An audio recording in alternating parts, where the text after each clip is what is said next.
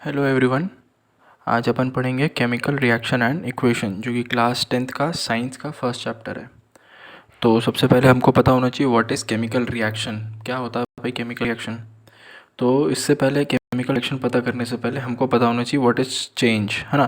तो चेंज क्या होता है, जब भी किसी भी ऑब्जेक्ट या कोई भी चीज़ की नेचर में या आइडेंटिटी में कुछ भी चेंज आता है तो उसको अपन बोलते हैं कि या तो वो फिज़िकल चेंज है या तो वो केमिकल चेंज है। वो चेंज होता है ना, मतलब हमारा कुछ पोजीशन में चेंजेस आ गए या है ना, आइडेंटिटी में चेंजेस आ गए, सिचुएशन में चेंजेस आ गए, तो ये चेंज है अपना।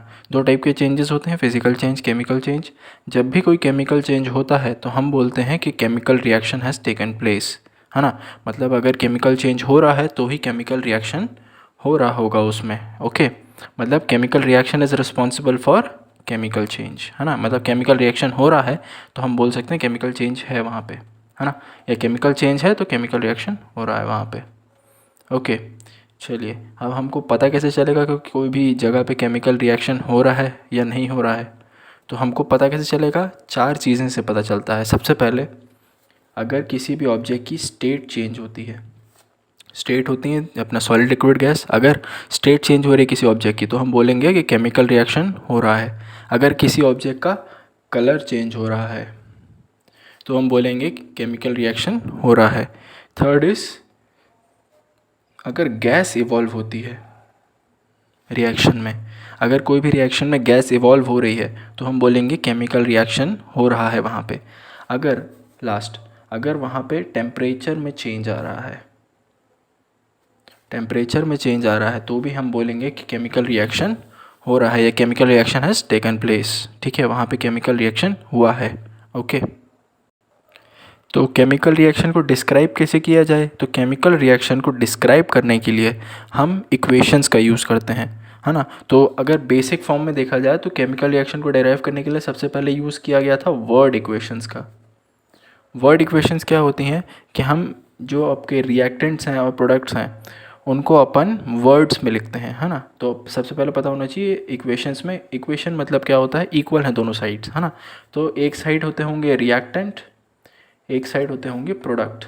तो हमेशा याद रखिए रिएक्टेंट किस साइड होता है, लेफ्ट साइड, एंड प्रोडक्ट होता है हमेशा राइट साइड पे। उनके बीच में एक एरो होता है जो कि बताता है आपको डायरेक्शन ऑफ रिएक्शन। ओके, मतलब रिएक्टेंट से प्रोडक्ट की तरफ जा रहे हैं हम। रिएक्टेंट हमेशा आपको लेफ्ट साइड पे मिलेगा, प्रोडक्ट राइट साइड पे मिलेगा। अब फॉर एग्जांपल वर्ड इक्वेशन में कैसा रहेगा कि जो भी रिएक्टेंट्स होंगे या जो भी प्रोडक्ट्स होंगे हम उनको वर्ड फॉर्म में लिखेंगे। जैसे फॉर एग्जांपल, जैसे अगर रिएक्शन हो रहा है मैग्नीशियम प्लस ऑक्सीजन, देख रहे हैं आप, मैं पूरा वर्ड में लिख रहा हूँ, मैग्नीशियम भी वर्ड में, ऑक्सीजन भी वर्ड में, एरो, और प्रोडक्ट बन रहा है magnesium oxide, magnesium oxide is the product. तो ये होता है हमारा वर्ड इक्वेशन। ठीक है, ये देख रहे होंगे आप, बहुत ही लेंदी है बट, है ना। तो इससे शॉर्ट फॉर्म में क्या किया गया, इससे हम शॉर्ट फॉर्म में यूज़ करते हैं आपका वर्ड इक्वेशन से भी शॉर्ट फॉर्म होता है एक हमारा, उसको बताते हैं हम केमिकल इक्वेशन, है ना। तो अब केमिकल इक्वेशन देखते हैं, केमिकल इक्वेशन क्या होता है। केमिकल इक्वेशन में हम वर्ड्स की जगह उसके सिंबल्स का यूज़ करते हैं। जैसे सेम एग्जांपल लेते हैं, मैग्नीशियम और ऑक्सीजन है, तो मैग्नीशियम की जगह उसका सिंबल होता है Mg, ऑक्सीजन का सिंबल O गिव्स MgO। ये देखिए आप, वेरी शॉर्ट एंड स्वीट हो गया, है ना। Mg+O2 gives MgO। ठीक है, ये है हमारा केमिकल इक्वेशन। ठीक है, बट इसकी एक प्रॉपर्टी भी है कि लेफ्ट हैंड साइड और राइट हैंड साइड हमेशा होना चाहिए equal, because it is equation, है ना। तो लेफ्ट हैंड साइड और राइट हैंड साइड इक्वल कैसे होंगे, हम उसकी क्वांटिटी चेक करते हैं। ठीक है, क्वांटिटी चेक करते हैं कि जो एलिमेंट्स राइट साइड पे हैं और जो एलिमेंट्स लेफ्ट साइड पे हैं वो इक्वल नंबर्स में होना चाहिए। ठीक है ना, इसी को हम बोलते हैं बैलेंसिंग ऑफ केमिकल इक्वेशन। क्यों बैलेंस करना है हमको, बिकॉज बैलेंस इसलिए करना है क्योंकि law of conservation of mass कहता है कि mass can neither be created nor be destroyed in a chemical reaction. तो law of conservation of mass के अकॉर्डिंग क्या बोलेंगे हम कि रिएक्टेंट का मास हमेशा प्रोडक्ट के मास के बराबर होना चाहिए। वो कब होगा, जब दोनों साइड पे इक्वल नंबर ऑफ एटम्स होंगे, तो मास भी ऑटोमेटिकली इक्वल हो जाएगा। ओके, अगर कोई इक्वेशन बैलेंस नहीं है तो उस इक्वेशन को हम बोलते हैं skeletal chemical equation. Skeletal chemical equation की स्पेलिंग है SKELETAL, स्केलेटल केमिकल इक्वेशन या फिर अनबैलेंस्ड केमिकल इक्वेशन। ओके, तो ये है हमारा, जैसे मान लीजिए ये इक्वेशन दे दीजिए आप, Mg का 1 है यहाँ पे Mg 1 है, यहाँ O ऑक्सीजन के एटम्स 2 हैं, यहाँ पे ऑक्सीजन का एटम 1 है। तो ये अनबैलेंस केमिकल इक्वेशन है जो कि है स्केलेटल केमिकल इक्वेशन। तो हम इसको अगर बैलेंस करना है तो बैलेंस करने के कुछ रूल्स हैं जिसको आपको फॉलो करना पड़ेगा कि आप ताकि सही प्रॉपर तरीके से बैलेंस कर पाएँ। तो बैलेंस करने के लिए आप फर्स्ट रूल होता है, सबसे पहले आप बैलेंस करते हैं मेटल्स को सबसे पहले बैलेंस किया जाता है, देन नॉन मेटल्स को बैलेंस किया जाता है, फिर उसके बाद आप बैलेंस करते हैं ऑक्सीजन को, देन आप बैलेंस करते हैं हाइड्रोजन को। ओके, आप देखते हैं कैसे। अगर यहाँ पे देखिए आप, यहाँ पे आपका मेटल है तो सबसे पहले मेटल बैलेंस करिए, Mg बराबर है, कोई प्रॉब्लम नहीं। नॉन मेटल तो आपका नहीं है, मतलब है ना, यहाँ नॉन मेटल कोई नहीं है। आप ऑक्सीजन देखिए, यहाँ पे ऑक्सीजन 2 है, यहाँ पे ऑक्सीजन 1 है, यहाँ पे 2, यहाँ पे 1, तो आपको कैसे करना पड़ेगा, आप यहाँ पे तो कर नहीं सकते, वो केमिकल प्रॉपर्टी चेंज हो जाएगी, तो यहाँ पे आप उसका मोल्स बढ़ा देते हैं। तो यहाँ पे अगर आप 2 लिखेंगे, अब यहाँ पे देखिए आप, मेटल अनबैलेंस हो गया, 2 Mg हो गया, यहाँ पे Mg 1 है, फिर आप वापस जाएंगे मेटल पे, आप मेटल को बैलेंस करेंगे 2, हाइड्रोजन तो है ही नहीं, तो ये हो गई आपकी बैलेंस्ड केमिकल इक्वेशन। ऐसे आप बैलेंस करेंगे ओके केमिकल इक्वेशंस को। सबसे पहले आप किसको बैलेंस करेंगे, metals, then non metals, then oxygen, then hydrogen. चलिए एक बार फिर से दूसरी इक्वेशंस देखते हैं हम, दूसरी इक्वेशन उसको बैलेंस करके देखते हैं, ट्राई करते हैं। Fe + H2O gives Fe3O4 + H2। सबसे पहले मेटल, यहाँ पे Fe1 है, यहाँ पे Fe3 है, तो सबसे पहले आप क्या कर देंगे, इसको 3 कर देंगे, है ना। आप यहाँ नहीं लगा सकते क्योंकि आपका केमिकल कॉम्पोजिशन चेंज हो जाएगा, है ना। आप यहाँ पे मोल्स बढ़ा रहे हैं उसके, 3 मोल्स ऑफ आयरन। ओके, फिर आप देखते हैं उसके बाद, नॉन मेटल तो है नहीं, हाइड्रोजन ऑक्सीजन है, तो ऑक्सीजन को आप देखेंगे, यहाँ पे ऑक्सीजन 4 है, यहाँ पे ऑक्सीजन 1, तो यहाँ पे उसको 4 कर देंगे। ओके, देन हाइड्रोजन, यहाँ 2, यहाँ पे 4 2 ज़ा 8 हाइड्रोजन, तो यहाँ पे आपको 8 कैसे करेंगे आप, यहाँ पे 4 कर देंगे, 4 2 ज़ा 8 हाइड्रोजन हो जाएंगे। Okay, now it is balanced chemical equation. Okay, चलिए अब अपन और आगे बढ़ते हैं, ठीक है। अब ये बैलेंस केमिकल इक्वेशन है, अपन इसको और अट्रैक्टिव कैसे बना सकते हैं। आपको और अट्रैक्टिव बनाना है, मतलब और इन्फॉर्मेटिव बनाना है, यहाँ से आप ज़्यादा से ज़्यादा जानकारी निकाल सकें, तो आप कैसे बनाएंगे, आप इसको और इन्फॉर्मेटिव बना सकते हैं यहाँ पे स्टेट्स लिख के। स्टेट्स किसकी, इन कंपाउंड्स की स्टेट्स लिखना है आपको। और स्टेट्स किस में लिखते हैं अपन, पैरेंथेसिस मतलब होता है ये curved bracket, okay, small bracket जिसको आसान भाषा में बोलते हैं, पर अपन केमिस्ट्री में बोलते हैं पैरेंथेसिस। और स्टेट का सिंबल क्या होता है, सॉलिड के लिए S पैरेंथेसिस के अंदर, लिक्विड के लिए L और गैस के लिए G। और एक और स्टेट होती है एक्वस मतलब होता है डिजॉल्व, मतलब पानी में घोल दिया गया है ना, अपन ने पानी में उसको घोल दिया, तो उस स्टेट को बोलते हैं अपन एक्वस। ओके, चलिए अब यहाँ पे स्टेट्स लिख देता हूँ। आयरन की स्टेट होती है सॉलिड, है ना। वाटर की स्टेट यहाँ पे गैस है, यहाँ पे सॉलिड और यहाँ पे गैस।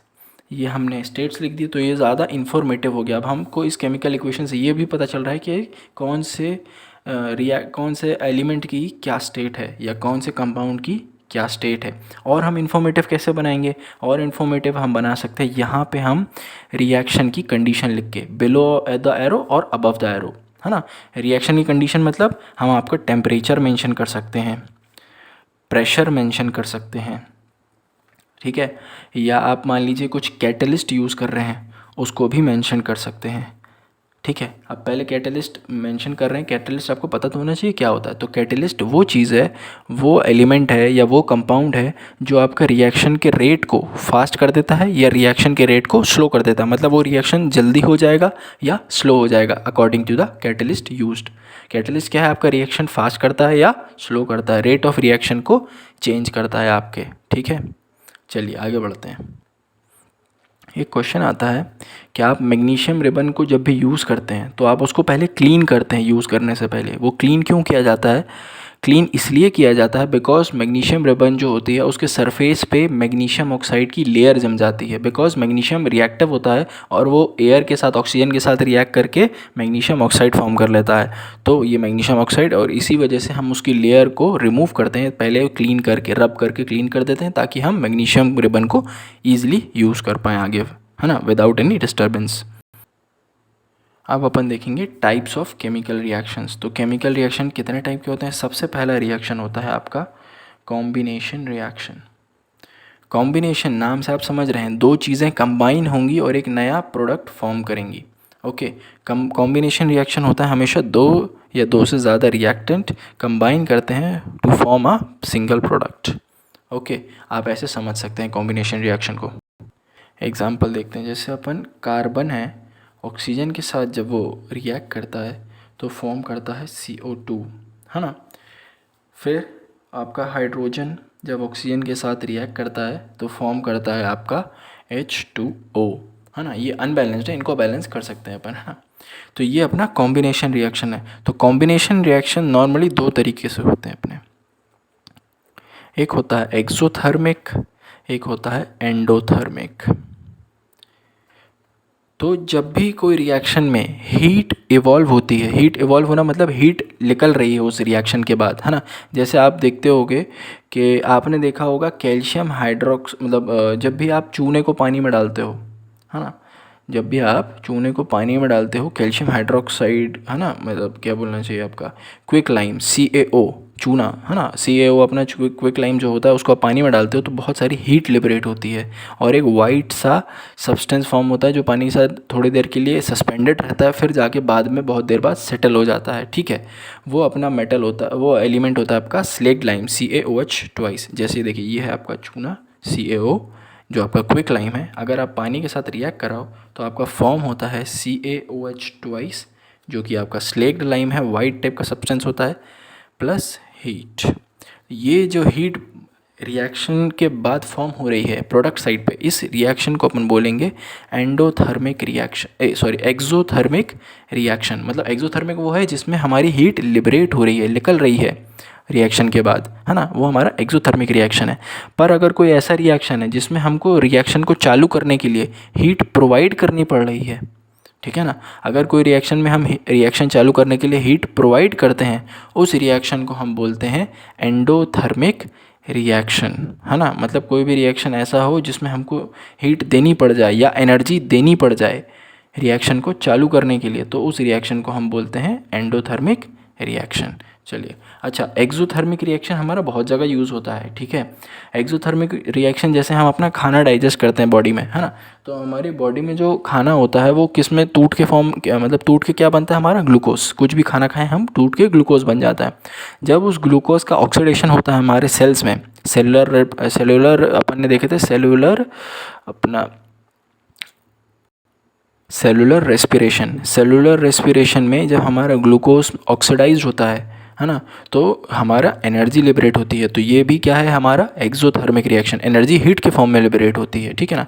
तो हमारा एक्सोथर्मिक रिएक्शन होता है हमारे पेट में, हमारा जब खाना रिस्पायर मतलब जब खाना ब्रेक डाउन होता है, डिकम्पोज होता है, तो हमारा मतलब क्या बोलना चाहिए, एक्सोथर्मिक प्रोसेस होता है।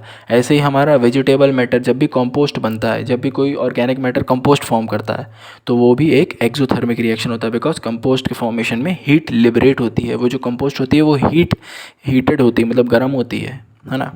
ठीक है, चलिए आगे बढ़ते हैं। नेक्स्ट है अपना डीकम्पोजिशन रिएक्शन। डीकम्पोजिशन रिएक्शन आप नाम से समझ रहे हैं, मतलब एक रिएक्टेंट डिकम्पोज टूट के बहुत सारे प्रोडक्ट्स बनाएगा। अभी अपन ने देखे कॉम्बिनेशन, मतलब एक से ज़्यादा रिएक्टेंट यूज़ हो रहा था, प्रोडक्ट फॉर्मेशन एक ही था। पर यहाँ पे हमारा सिंगल रिएक्टेंट है, वो टूट के मोर देन वन प्रोडक्ट, दो या दो से ज़्यादा प्रोडक्ट बनाएगा, दो या दो से ज़्यादा, 2 3 4 5 प्रोडक्ट बना सकता है, ठीक है ना। ये हमारा डीकम्पोजिशन रिएक्शन होता है, ठीक है। तो डीकम्पोजिशन रिएक्शन के एग्जांपल्स क्या हैं, जैसे आप ले लीजिए CaCO3, कैल्शियम कार्बोनेट, ठीक है। कैल्शियम कार्बोनेट जब आप हीट करते हैं कैल्शियम कार्बोनेट को, तो आपका बनता है CaO और CO2, ठीक है। ये देखिए हीट यूज़ कर रहे हैं हम रिएक्शन करवाने में, तो ये कौन सा रिएक्शन होगा, एंडोथर्मिक, एंडोथर्मिक रिएक्शन। तो आप देखते हैं normally combination reaction generally exothermic होते हैं, डीकम्पोजिशन रिएक्शन जनरली एंडोथर्मिक होते हैं। ठीक है, डिकम्पोज करने के लिए हमको मतलब हीट रिक्वायर्ड होती है। ठीक है, पर कॉम्बिनेशन रिएक्शन जो होते हैं वो हमारे एक्सोथर्मिक होते हैं जनरल फॉर्म में। ओके, अच्छा, डिकम्पोजिशन रिएक्शन के भी कुछ टाइप्स होते हैं। डिकम्पोजिशन रिएक्शन के पहला थर्मल डिकम्पोजिशन। थर्मल डिकम्पोजिशन मतलब हीट हम रिक्वायर होती है उसको रिएक्शन में, मतलब किसी भी रिएक्टेंट को डिकम्पोज करने में हीट रिक्वायर्ड है तो उसको हम बोलते हैं थर्मल डिकम्पोजिशन रिएक्शन। ठीक है, पर अगर किसी रिएक्शन को हीट के अलावा अगर किसी और चीज़ से डिकम्पोज कर दिया जाए तो हमारा वो वाला डिकम्पोजिशन, मतलब जैसे फॉर एग्जांपल हीट की जगह हम मान लीजिए इलेक्ट्रिसिटी से हम डिकम्पोज कर रहे हैं तो वो क्या हो जाएगा हमारा इलेक्ट्रोलिसिस, है ना, या हमारा बोल सकते हैं आप इलेक्ट्रिकल डिकम्पोजिशन, है ना। अगर हम सनलाइट के थ्रू डिकम्पोज कर रहे हैं तो हमारा वो फोटो डिकम्पोजिशन हो जाएगा हमारा, है ना।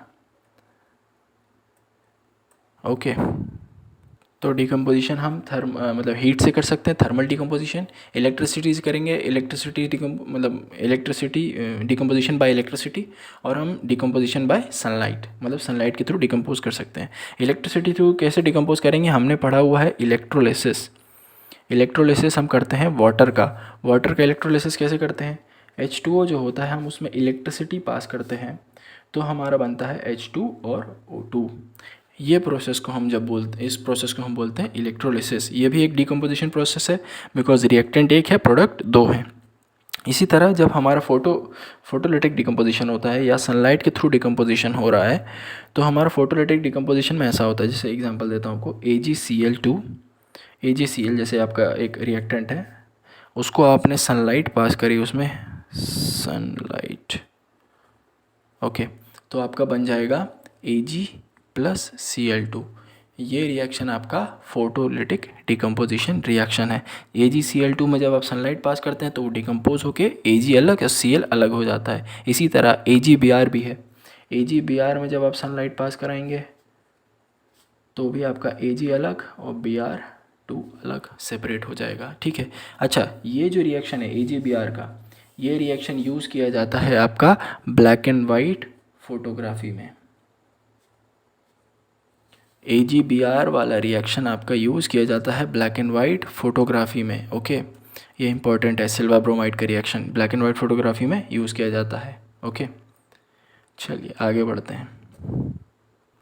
अच्छा, आपको पता है वाइट वॉशिंग के लिए क्या यूज़ किया जाता है? वाइट वॉशिंग मतलब कलर, मतलब दीवारों में वाइट कलर को पेंट करने के लिए अपन यूज़ करते हैं चूना, वो होता है हमारा स्लेक्ड लाइम। स्लेक्ड लाइम का फॉर्मूला होता है आपका CaOH ट्वाइस। ओके, ये हमारे यूज़ किया जाता है पुताई करने में, स्लेक्ड लाइम। ये फॉर्म कैसे होता है हमने पिछले रिएक्शंस में बताए थे, CaO + H2O gives CaOH twice plus heat. अब ये जो CaOH ट्वाइस है ये कार्बन डाइऑक्साइड जो कि हमारा एयर में प्रेजेंट होता है उससे रिएक्ट करके कैल्शियम कार्बोनेट बनाता है, जिसको हम बोलते हैं चूना, है ना, वाइट कलर का पाउडर। कैल्शियम कार्बोनेट हमारा दीवारों में चिपक जाता है जो कि हमारा वाइट कलर देता है। ठीक है, इसीलिए आप जब भी पुताई होती है चूने वाली तो आप पुताई करते हैं फिर उसके बाद उसका कलर वाइट हो जाता है, थोड़ी देर बाद आप देखते हैं सूखने के बाद, है ना। तो वो क्यों होता है, बिकॉज कैल्शियम कार्बोनेट फॉर्म होता है। ठीक है, और वो गीली रहती है दीवार पुताई होने के थोड़ी देर बाद भी, क्यों, क्योंकि कैल्शियम कार्बोनेट के साथ वाटर भी लिबरेट होता है। ओके, चलिए आगे बढ़ते हैं। नेक्स्ट है हमारा डिस्प्लेसमेंट रिएक्शन। डिस्प्लेसमेंट रिएक्शन आप नाम से समझ रहे हैं, एक एलिमेंट जो कि ज़्यादा स्ट्रॉन्ग है, ज़्यादा रिएक्टिव है, ज़्यादा पावरफुल है, रिएक्टिव ज़्यादा होना चाहिए बेसिकली, है ना, मतलब अपन उसको दूसरे नामों से बोलते हैं स्ट्रॉन्ग, पावरफुल। तो ज़्यादा रिएक्टिव एलिमेंट कम रिएक्टिव एलिमेंट को उसके कंपाउंड में से रिप्लेस करके खुद उसकी जगह लग जाएगा तो हम उस रिएक्शन को बोलते हैं डिस्प्लेसमेंट। मतलब जब भी ज़्यादा रिएक्टिव एलिमेंट किसी कम रिएक्टिव, लेस रिएक्टिव एलिमेंट के कंपाउंड में जाके अटैच हो जाएगा और उस कम रिएक्टिव वाले एलिमेंट को रिमूव कर देगा उसके कंपाउंड से, तो उसको हम बोलेंगे डिस्प्लेसमेंट रिएक्शन। जैसे फॉर एग्जांपल आप देखिए, आयरन प्लस कॉपर सल्फेट, यहाँ पे ज़्यादा रिएक्टिव आयरन है, कम रिएक्टिव कॉपर है। कॉपर का कंपाउंड बना हुआ है, आयरन अकेला है। ठीक है, जब इसका रिएक्शन हो जाएगा तो आयरन जाके सल्फेट से जुड़ जाएगा और कॉपर को रिमूव कर देगा, तो बनेगा क्या हमारा FeSO4 + Cu। तो ये होता है हमारा डिस्प्लेसमेंट रिएक्शन। जब भी ज़्यादा रिएक्टिव एलिमेंट कम रिएक्टिव एलिमेंट के कंपाउंड में से उसको रिप्लेस कर दे तो वो हमारा बनता है डिस्प्लेसमेंट रिएक्शन, है ना। ज़्यादा रिएक्टिव वाला ही कम रिएक्टिव को रिमूव कर पाएगा। देखिए आप देखिए, अगर नॉर्मल सी बात है, अगर दो लोग की फाइट हो रही है तो अगर एक खली है दूसरा नॉर्मल इंसान है तो खली जीतेगा। ऐसी ही बात है, अगर नॉर्मल इंसान जीते तो फिर फाइट ही कैसी, मतलब जीत ही नहीं सकता ना वो, नॉर्मल सी बात है। तो इसीलिए ज़्यादा रिएक्टिव एलिमेंट कम रिएक्टिव को रिमूव कर सकता है, कम रिएक्टिव ज़्यादा रिएक्टिव को नहीं रिमूव कर सकता। ओके, तो ज़्यादा रिएक्टिव वाले में क्योंकि ज़्यादा पावर होती है, ठीक है, ज़्यादा अच्छे से स्ट्रॉन्ग बॉन्ड बनाता है वो, ठीक है। चलिए आगे बढ़ते हैं अपन। अच्छा, अगर इसका उल्टा होता है, जैसे वो अभी हम एग्जांपल दिए, अगर ये ऐसा होता है Cu प्लस FeSO4 तो कोई रिएक्शन होता क्या? No reaction. क्यों रिएक्शन नहीं होता? बिकॉज क्या है, Fe ज़्यादा रिएक्टिव है और Cu कम रिएक्टिव, उसको रिमूव ही नहीं कर पाता, रिएक्शन ही नहीं होता, ठीक है। तो अब इसके लिए आपको थोड़ा पता होना चाहिए रिएक्टिविटी कैसे, है ना। तो अपन मतलब कौन किससे ज़्यादा रिएक्टिव है, ठीक है। अच्छा ठीक है, वो अपन आगे देखेंगे रिएक्टिविटी सीरीज़, ठीक है। मैं आपको बता देता हूँ रिएक्टिविटी सीरीज़। चलिए ये आपकी रिएक्टिविटी सीरीज़ है। पोटेशियम सबसे ज़्यादा रिएक्टिव, उससे कम रिएक्टिव सोडियम, उससे कम कैल्शियम, उससे कम मैग्नीशियम, उससे कम एल्यूमिनियम, उससे कम कार्बन, उससे कम zinc, then iron, then hydrogen, then copper, then silver, then gold. Gold is least reactive. अच्छा, गोल्ड से भी लीस्ट रिएक्टिव होता है प्लैटिनम। प्लैटिनम उससे भी कम रिएक्टिव होता है, ठीक है ना। तो अगर मान लीजिए यहाँ पे आपका, अगर कॉपर की जगह मैं दे देता आपका यहाँ पे एल्यूमिनियम, तो क्या आपका रिएक्शन होता? बिल ऑफकोर्स होता। तो यहाँ पे आपका बनता Al2SO4 थ्राइस प्लस Fe। अगर एल्यूमिनियम होता इसकी जगह, कॉपर की जगह, तो ठीक है, एल्यूमिनियम रिप्लेस कर देता, बिकॉज एल्यूमिनियम आयरन के ऊपर है रिएक्टिविटी में, ठीक है ना।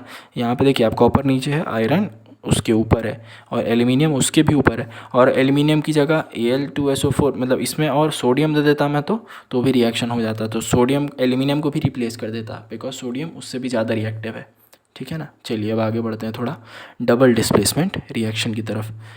अब आता है अपना डबल डिस्प्लेसमेंट। अभी अपन ने देखा सिंगल डिस्प्लेसमेंट था, मतलब डिस्प्लेसमेंट क्या हो रहा है, एक एलिमेंट ज़्यादा रिएक्टिव जो है वो उसके कम रिएक्टिव में से, कम रिएक्टिव के कंपाउंड में से उसको रिमूव करके खुद अटैच हो जाता है। इतना तो रिएक्शन सेम होगा डबल डिस्प्लेसमेंट में भी, बट ये जो सिंगल एलिमेंट होगा ये सिंगल नहीं होगा, ये कंपाउंड के फॉर्म में होगा। जैसे मान लीजिए यहाँ पे क्या कंपाउंड होगा, FeCO3 मान लीजिए आपका है कंपाउंड, Fe2CO3 थ्राइस, ठीक है। अगर ऐसा कंपाउंड है, या नहीं सिंपल कंपाउंड ले लीजिए, चलिए आसान वाला, FeCO3, ओके, ये कंपाउंड है। दूसरा कंपाउंड है CuSO4। अब इसमें से आपको पता है आयरन ज़्यादा रिएक्टिव है, तो आयरन जाके अटैच हो जाएगा इसमें क्योंकि वो ज़्यादा रिएक्टिव है, ठीक है। ये यहाँ से अलग होके इधर जाके, अब बचे कौन, कॉपर बचा और कार्बोनेट बचा, तो वो आपस में कंपाउंड बना लेंगे, बिकॉज अकेला रहना कौन पसंद करता है, तो कंपाउंड बना लेंगे। तो जब भी कभी कोई हाईली रिएक्टिव एलिमेंट अपने कंपाउंड को छोड़ के दूसरे जो लेस रिएक्टिव एलिमेंट है उसके कंपाउंड में जाके अटैच हो जाता है, तो less reactive element remaining element से ज्वाइन होकर कंपाउंड फॉर्म करता है, जिसको अपन बोलते हैं डबल डिस्प्लेसमेंट। ये यहाँ जाके इसको डिस्प्लेस किया और ये ऑटोमेटिकली इससे अटैच हो गया, तो ये हमारा डबल डिस्प्लेसमेंट रिएक्शन हुआ, ओके। इसको हम बोलते हैं डबल डिस्प्लेसमेंट रिएक्शन, ओके। चलिए डबल डिस्प्लेसमेंट रिएक्शन, वैसे आप देखेंगे डबल डिस्प्लेसमेंट रिएक्शन आपका बहुत ज़्यादा इस्तेमाल किया जाता है, आगे मतलब अपन देखेंगे पढ़ेंगे, डबल डिस्प्लेसमेंट बहुत ज़्यादा रिएक्शन यूज़ किया जाता है। चलिए अब अपन और आगे बढ़ते हैं। नेक्स्ट आता है आपका ऑक्सीडेशन एंड रिडक्शन रिएक्शन। तो ऑक्सीडेशन रिएक्शन मतलब क्या होता है, ऑक्सीडेशन रिएक्शन का मतलब होता है किसी भी एलिमेंट में अगर ऑक्सीजन ऐड हो जाता है या ऑक्सीजन जाके जुड़ जाता है तो उसको अपन बोलते हैं oxidation reaction has taken place. जैसे एग्जांपल देखिए आप, Cu+O2 गिव्स CuO, तो ये अपना ऑक्सीडेशन रिएक्शन हो रहा है, मतलब यहाँ पे ऑक्सीजन ऐड हुआ है। और एक और कंडीशन होती है ऑक्सीडेशन रिएक्शन की, अगर हाइड्रोजन रिमूव हो जाए किसी भी एलिमेंट में से, किसी भी कंपाउंड में से हाइड्रोजन रिमूव हो जाए तो भी हम बोलते हैं ऑक्सीडेशन रिएक्शन हो गया है, ठीक है। अगर किसी कंपाउंड में से हाइड्रोजन रिमूव हो रहा है तो भी हम बोलेंगे oxidation reaction has taken place, okay. चलिए अपन देखते हैं रिडक्शन रिएक्शन। रिडक्शन रिएक्शन होता है हमारा अगर किसी कंपाउंड में हाइड्रोजन ऐड हो जाए तो उसको हम बोलते हैं रिडक्शन रिएक्शन। और दूसरा किसी भी कंपाउंड में से रिमूव हो जाए हमारा ऑक्सीजन तो उसको हम बोलते हैं रिडक्शन रिएक्शन। और ये ऑक्सीडेशन रिएक्शन और रिडक्शन रिएक्शन साइमल्टेनियसली एक साथ होते हैं किसी भी रिएक्शन में, तो इस रिएक्शन को हम बोला जाता है redox reaction. Redox reaction is a very important in chemistry, है ना, मतलब बहुत ज़्यादा इंपॉर्टेंट है। आप आगे क्लासेस में भी पढ़ेंगे रेडॉक्स रिएक्शन। ठीक है, रेडॉक्स मतलब RE आता है हमारा, RED होता है reduction and OX oxidation. Reduction and oxidation साथ साथ होते हैं। ओके, तो इसलिए अपन उस रिएक्शन को बोलते हैं रेडॉक्स रिएक्शन। जैसे फॉर एग्जांपल आप देखिए रिडक्शन और ऑक्सीडेशन कैसे हो रहा है ना। चलिए एग्जांपल देखते हैं। ZnO plus C gives Zn plus CO। आप ध्यान से देखिए, ZnO में ऑक्सीजन था, अब क्या बन गया Zn, मतलब क्या हुआ, ऑक्सीजन रिमूव हो गया। रिमूवल ऑफ ऑक्सीजन क्या था, रिडक्शन, मतलब ZnO का क्या हुआ है, ZnO का रिडक्शन हुआ है। फॉर्म क्या हो गया Zn, तो ZnO का रिडक्शन हुआ। ठीक है, कार्बन सिंगल था, ऑक्सीजन जुड़ गया, ऐड हो गया, कार्बन ऐड हो गया, कार्बन का ऑक्सीडेशन हुआ है, addition of oxygen, oxidation. Form क्या हुआ CO। अब जिस एलिमेंट का ऑक्सीडेशन होता है, ठीक है, इस एलिमेंट का ऑक्सीडेशन हुआ है तो ये क्या हो जाएगा हमारा रिड्यूसिंग एजेंट। और जिस एलिमेंट का ऑक्सीडेशन होता है, रिडक्शन होता है, वो हो जाएगा हमारा ऑक्सीडाइजिंग एजेंट, है ना। तो रिडक्शन किसका हुआ है, जिंक का रिडक्शन हुआ है। ऑक्सीडेशन किसका हुआ है, कार्बन मोनोऑक्साइड का ऑक्सीडेशन हुआ है। पर रिड्यूसिंग एजेंट कौन है, कार्बन, क्योंकि उसका ऑक्सीडेशन हुआ है। ठीक है ना, जिसका ऑक्सीडेशन हुआ है वो हमारा रिड्यूसिंग एजेंट होता है और जिसका रिडक्शन हुआ है वो हमारा ऑक्सीडाइजिंग एजेंट होता है। ओके, तो एक बार फिर से रिवाइज करा देते हैं। रिडक्शन रिएक्शन क्या होता है, रिडक्शन वो होता है जब भी किसी भी एलिमेंट में या कंपाउंड में ऑक्सीजन रिमूव हो जाए या हाइड्रोजन ऐड हो जाए तो हम उसको बोलते हैं रिडक्शन रिएक्शन। अगर किसी कंपाउंड में या एलिमेंट में ऑक्सीजन जुड़ रहा है और हाइड्रोजन रिमूव हो रहा है तो हम उसको बोलते हैं ऑक्सीडेशन रिएक्शन। ठीक है, अब हम इसका एप्लीकेशन देखते हैं। तो सबसे पहले रेडॉक्स रिएक्शन का एप्लीकेशन होता है कोरोजन। आप बचपन से पढ़ते आ रहे हैं कोरोजन मतलब क्या होता है। कोरोजन सिर्फ आयरन का नहीं होता, आयरन का होता है, आप बोलते हैं आयरन का रस्टिंग बोलते हैं ना, रस्टिंग भी एक टाइप का कोरोजन है, ऐसा नहीं है। कोरोजन का मतलब होता है कि किसी भी मेटल एलिमेंट में उसका ऑक्सीडेशन होना, मेटल एलिमेंट का ऑक्सीडेशन होना, जिससे क्या फॉर्म होता है आपका मेटल ऑक्साइड, इसको आप बोलते हैं कोरोजन। कोरोजन क्या है, किसी भी मेटल एलिमेंट का उसकी लेयर पे मेटल ऑक्साइड फॉर्म होना because of reaction with oxygen, इसको अपन बोलते हैं कोरोजन। और कोरोजन होना हमेशा अपने लिए अच्छा नहीं, मतलब कोरोजन अच्छा नहीं होता अपने लिए, कुछ रेयर केसेस में अच्छा होता है। नॉर्मल कंडीशंस पे कोरोजन होना अपन प्रिवेंट करते हैं ताकि अपना ना हो। आयरन का अपन जो कोरोजन है उसको बोलते हैं रस्टिंग।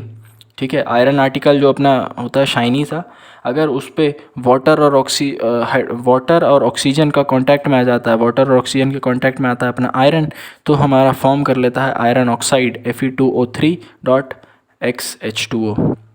ये हमारा है रस्ट। ठीक है, ये रस्ट जो फॉर्म हुआ है इसी को हम बोलते हैं अपना, ये आयरन का कोरोजन हो गया है। ठीक है, आयरन कोरोड हो गया है। ठीक है, ये रेडिश ब्राउन कलर का होता है। ठीक है, नेक्स्ट अगर दूसरे मेटल्स का कोरोजन होता है तो कुछ मेटल्स में, जैसे एक मेटल है एल्यूमिनियम, एल्यूमिनियम का जब कोरोजन होता है तो एक लेयर बनती है एल्यूमिनियम ऑक्साइड की, Al2O3 की, उसकी सरफेस पे। जैसे ये अगर एल्यूमिनियम है, उसके ऊपर की सरफेस पे यहाँ पे एल्यूमिनियम ऑक्साइड की लेयर बन जाती है जो कि बहुत ही हार्ड होती है। ठीक है, जो कि अगर अगर मतलब और ऑक्सीजन को आगे कांटेक्ट में नहीं आने देती एल्यूमिनियम के। जैसे देखिए ये एल्यूमिनियम पूरा था, इतना पूरा एल्यूमिनियम था, अब ऑक्सीजन कांटेक्ट में आया तो यहाँ ऊपर की लेयर में ऑक्सीडेशन हो गया, ये बन गया हमारा Al2O3। ठीक है, अब ये इससे कांटेक्ट में आ गया, अब ये Al2O3 बन गया, ये बहुत ही हार्ड लेयर है। अब इसके अंदर ऑक्सीजन जाने नहीं देगी ताकि और एल्यूमिनियम कोरोड ना हो। ठीक है, तो ये Al2O3 की जो लेयर होती है वो बहुत ही अच्छी होती है ताकि आगे अपना कोरोजन ना हो। इसी कारण से जो एल्युमिनियम के बर्तन होते हैं उसको लोग मतलब बार बार घिस के साफ़ नहीं करते हैं, बिकॉज एल्युमिनियम ऑक्साइड की जो अच्छी लेयर है हमारी कोरोडेड लेयर है ना, वो हमारा प्रोटेक्टिव लेयर होती है, ऐसा प्रोटेक्टिव लेयर काम करती है ताकि आगे हमारा कोरोजन ना हो। तो इसीलिए एल्युमिनियम के बर्तनों को घिसा नहीं जाता है ताकि हमारी ये जो Al2O3 की लेयर है ये रिमूव ना हो जाए, ठीक है ना, ताकि मतलब आगे कोरोजन ना हो। इस कारण से अपन एल्युमिनियम के बर्तनों को नॉर्मली घिसते नहीं हैं, ठीक है। इसका नेक्स्ट एप्लीकेशन होता है अपना rancidity. What is rancidity? Rancidity is oxidation of oils and fats. Oxidation किसका होना? ऑयल्स का और फैट का। ये ऑयल और फैट कहाँ प्रेजेंट होता है? अपने खाने के मटेरियल में, फूड मटेरियल में जो ऑयल और फैट प्रेजेंट होता है ना, अगर वो टाइम के साथ अगर ऑक्सीजन के मतलब अपन रखा हुआ है और वो ऑक्सीजन के कांटेक्ट में है तो वो क्या हो जाएगा? रेंसिड हो जाएगा। रेंसिड मतलब सड़ जाएगा, उसका स्मेल और टेस्ट चेंज हो जाएगा, स्मेल गंदी आने लगेगा उससे और टेस्ट उसका ख़राब हो जाएगा। इसी को अपन बोलते हैं रेंसिडिटी, ठीक है। तो इसको अपन प्रोटेक्ट करने के लिए क्या यूज़ करते हैं? अपन प्रोटेक्ट करने के लिए कैनिंग करते हैं। कैनिंग मतलब अपन कैंस में रखते हैं जिसमें ऑयल और फूड फैट होता है, या अपन क्या कर सकते हैं, अपन उसको एयर टाइट कंटेनर्स में रख सकते हैं, या अपन उसको नाइट्रोजन में स्टोर करते हैं। जैसे आप देखते होगे चिप्स के पैकेट में नाइट्रोजन गैसेस होती है, बिकॉज नाइट्रोजन गैस क्या होती है? लीस्ट मतलब बहुत ही कम रिएक्टिव होती है ना। तो इसी कारण से वो आपको ऑयल और फैट को रेंसिड नहीं करती। और साथ ही साथ क्या प्रॉब्लम क्या है अपनी, अपन को रेंसिडिटी से बचाना, तो नाइट्रोजन गैस कैसे रेंसिड बनाएगी उसको, फूड मटेरियल को, ठीक है ना, बिकॉज नाइट्रोजन में तो ऑक्सीजन है ही नहीं, ताकि ऑक्सीडेशन होगा ही नहीं, ठीक है। तो इसीलिए अपन नाइट्रोजन रखते हैं। अगर एयर करके स्टोर कर देंगे तो अपन एयर स्टोर करेंगे तो रेंसिडिटी हो जाएगी, ओके। इसीलिए अपन कंटेनर्स में क्या करते हैं, एयर को नहीं आने देते, नाइट्रोजन स्टोर कर देते हैं, ठीक है। चलिए अपन और आगे बढ़ते हैं। तो यहाँ पे अपना चैप्टर कंप्लीट होता है। तो मैं एक शॉर्ट में समरी दे देता हूँ आपको कि आपने क्या क्या सीखा। सबसे पहले अपन ने सीखा